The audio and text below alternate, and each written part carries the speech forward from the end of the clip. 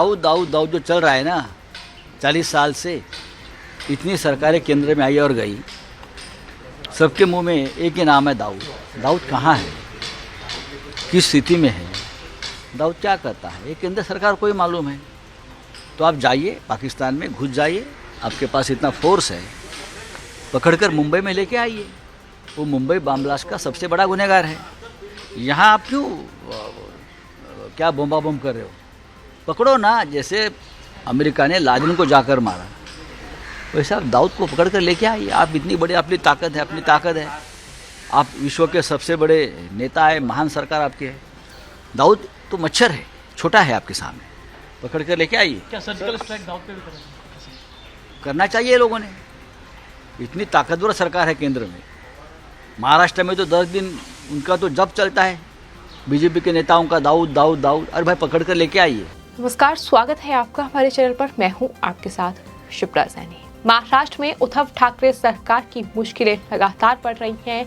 उद्धव ठाकरे सरकार पर मुसीबत के बादल लगातार मंडरा रहे हैं। महाराष्ट्र में शिवसेना और एनसीपी की सहयोगी पार्टी कांग्रेस की नैया जिस तरह से केंद्र और राज्य में डूबती जा रही है, उसकी वजह से ही कांग्रेस को अपनी सहयोगी पार्टियों का अब विरोध का सामना करना पड़ रहा है। अब कांग्रेस की ही सहयोगी पार्टियां उस पर निशाना साध रही हैं और इसी कड़ी में शिवसेना ने 21 मई 2022 के अपने मुखपत्र साधना में राहुल गांधी की पार्टी कांग्रेस पर निशाना साधते हुए कई सख्त शब्दों का इस्तेमाल किया है। उन्होंने साफ तौर पर यह लिखा है कि कांग्रेस की हालत बादल फटने जैसी हो गई है। उन्होंने अपनी सहयोगी पार्टी को इन दिनों इस्तीफे को लेकर चिंतन करने की भी सलाह दी है। जिस तरीके से कांग्रेस पार्टी लगातार ताश के पत्तों की तरह बिखर रही है, सुनील जाखड़ के बाद अब हार्दिक पटेल ने भी पार्टी से इस्तीफा दे दिया है। आपको बता दें, शिवसेना ने अपने स्थापना में जो संपादकीय लिखा है, उसमें लिखा गया है कि कांग्रेस पार्टी की हालत बादल फटने जैसी हो गई है, पैबंद भी कहां लगाएं। पंजाब में कांग्रेस के नेता सुनील जाखड़ और गुजरात में हार्दिक पटेल ने पार्टी छोड़ दी है। राजस्थान में कांग्रेस का चिंतन शिविर खत्म हुआ।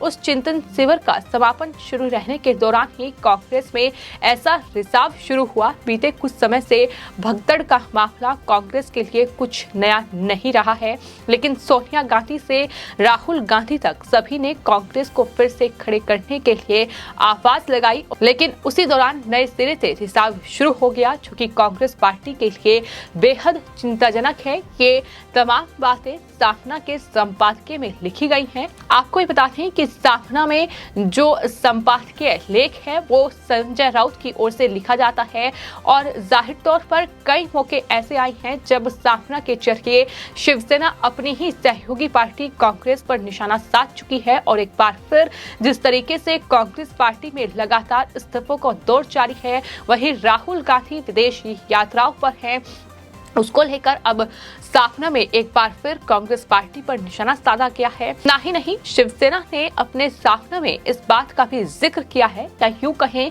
कि सवाल खड़ा करते हुए ये लिखा गया है कि पंजाब के सुनील जाखड़ और हार्दिक पटेल बाहर क्यों निकले, इस पर चिंतन करने का समय आ गया है। बलराम जाखड़, जो कि सुनील जाखड़ के पिता हैं, कांग्रेस पार्टी के एक समय के वो दिग्गज नेता रहे हैं। गांधी परिवार के बेहद वफादार थे। बलराम लोकसभा के अध्यक्ष भी बने। सुनील जाखड़ उन्हीं बलराम जाखड़ के बेटे हैं और पंजाब कांग्रेस का उन्होंने कई सालों तक नेतृत्व किया। लेकिन नवजोत सिंह सिद्धू को व्यर्थ महत्व मिलने से जाखड़ जो हैं वो हाशिए पर आ गए और इस तरीके से उन्हें हाशिए पर फेंक दिया गया कांग्रेस पार्टी की तरफ से। उन्हीं जाखड़ ने आखिरकार बीजेपी की राह पकड़ ली। ये तमाम बड़ी बातें शिवसेना ने अपने मुखपत्र स्थापना में लिखी हैं, यानी साफ तौर पर कांग्रेस पार्टी पर शिवसेना हमलावर है। इतना ही नहीं, कांग्रेस नेतृत्व पर भी स्थापना में सवाल उठाए गए हैं। उन्होंने लिखा है कि किस तरीके से नेतृत्व की नाकामी देखने को मिली है। जिस तरीके से सुनील जाखड़ और हार्दिक पटेल ने पार्टी छोड़ी है, ये सिर्फ और सिर्फ कांग्रेस नेतृत्व यानी राहुल गांधी, सोनिया गांधी की नाकामी ही इसे कहा जाएगा। ये भी शिवसेना के मुखपत्र स्थापना में लिखा गया है। तो कई गंभीर आरोप कांग्रेस पार्टी पर लगाए गए हैं। सुनील जाखड़ ने पार्टी छोड़ते वक्त कांग्रेस पार्टी पर कई सवाल उठाए। कांग्रेस नेतृत्व से सवाल पूछा कि मैं पंजाब और देश हित में ही बोल रहा था, लेकिन उस पर कांग्रेस ने मुझे नोटिस देकर क्या हासिल किया, ये उनका मुख्य सवाल है, ये शिवसेना ने कहा है। और कांग्रेस ने मेरी राष्ट्रवादी आवाज को दबाने की कोशिश की, ऐसा आरोप जाखड़ ने लगाया है। ये मुखपत्र में लिखा गया है।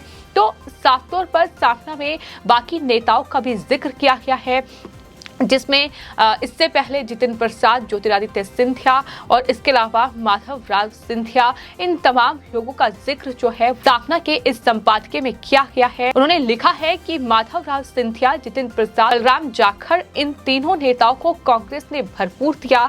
उनके बच्चों का कल्याण करने में भी कांग्रेस ने कभी हाथ पीछे नहीं खींचे।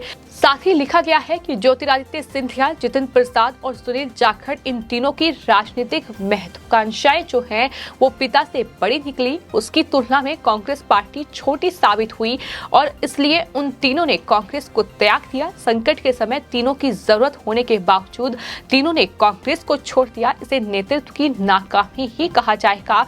युवकों को कांग्रेस पार्टी में अपना भविष्य नजर नहीं आया, तो इसलिए उन्होंने इस तरीके से पार्टी को छोड़ दिया। ये बात भी सामना में लिखी गई है।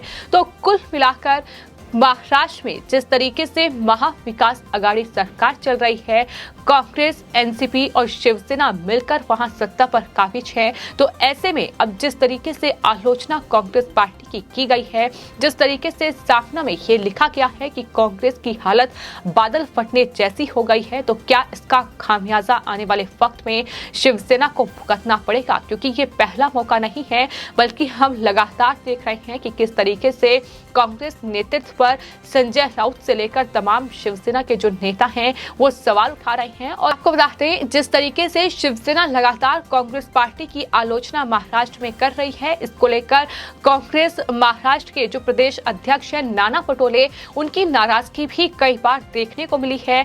उन्होंने साफ तौर पर नाराजगी जाहिर करते हुए एक बार ये भी कह चुके हैं कि दरअसल महाराष्ट्र में उद्धव ठाकरे सरकार क्या फैसले ले रही है, क्या मीटिंग्स उनकी हो रही है, उसमें कुछ भी कांग्रेस पार्टी को नहीं बताया जा रहा है। कांग्रेस पार्टी जबकि सरकार का एक हिस्सा है, ये भी उनकी तरफ से नाराजगी जाहिर की गई थी। उन्हें कहा था कि राहुल गांधी और सोनिया गांधी यानी कांग्रेस नेतृत्व इस ओर ध्यान आकर्षित करें कि किस तरीके से अनदेखी जो है वो कांग्रेस पार्टी की जा रही है, पूरी तरीके से सत्ता से दरकिनार किया जा रहा है। ये तमाम बड़ी बातें उनकी तरफ से कही गई थी। और अब जिस तरीके से शिवसेना ने अपने मुखपत्र साधना के संपादकीय में ये लेख लिखा है, इसमें कांग्रेस पार्टी में जो इस्तीफों का दौर जारी है उसको लेकर ये पूरा लेख लिखा गया है, जिसमें ये साफ तौर पर लिखा गया है कि बादल फटने जैसी हालत हो चुकी है।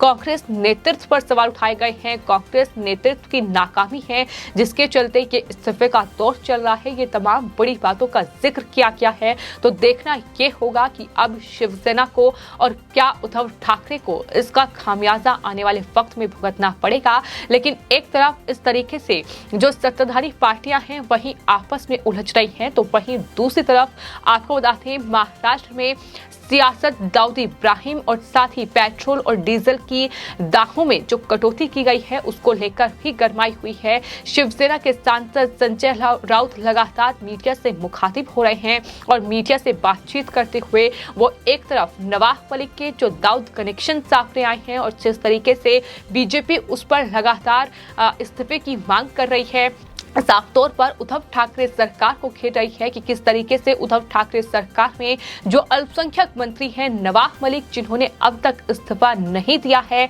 जेल में वो बंद है और उनका दाऊद कनेक्शन का ईडी की चार्जशीट में बड़ा खुलासा हुआ है। इसको लेकर लगातार उनसे इस्तीफे की मांग हो रही है, मुख्यमंत्री को घेरा जा रहा है। इसको लेकर संजय राउत ने कहा कि 40 साल से कितनी सरकार केंद्र में आई और चली गई, सबके मुंह में एक ही नाम है दाऊद। केंद्र सरकार को मालूम है कि दाऊद कहां है, किस स्थिति में है, तो पाकिस्तान जाइए और उसे पकड़कर मुंबई लाइए। वो मुंबई बम ब्लास्ट का सबसे बड़ा गुनहगार है। इस तरीके से तमाम आरोपों से पल्ला झाड़ा जा रहा है और एक तरीके से केंद्र को ही इसके लिए जिम्मेदार ठहराया जा रहा है। ये संजय राउत का बयान साफ तौर पर बता रहा है। तो वहीं आपको ये भी बता दें कि पेट्रोल डीजल की जो बढ़ती कीमतें हैं उसमें कटौती केंद्र सरकार की ओर से की गई है।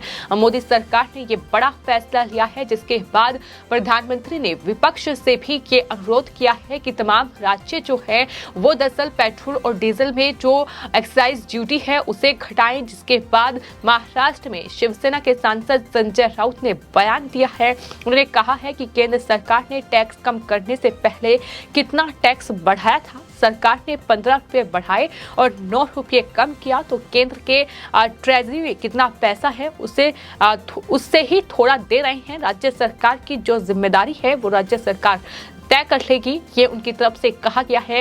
यानी प्रधानमंत्री का अनुरोध जो विपक्षी शासित राज्य हैं खासतौर पर उनसे किया गया था कि पेट्रोल और डीजल में एक्साइज ड्यूटी को घटाया जाए, लेकिन इस तरीके से शिवसेना के सांसद संजय राउत की ये टिप्पणी इस पूरे मामले में सामने आई है।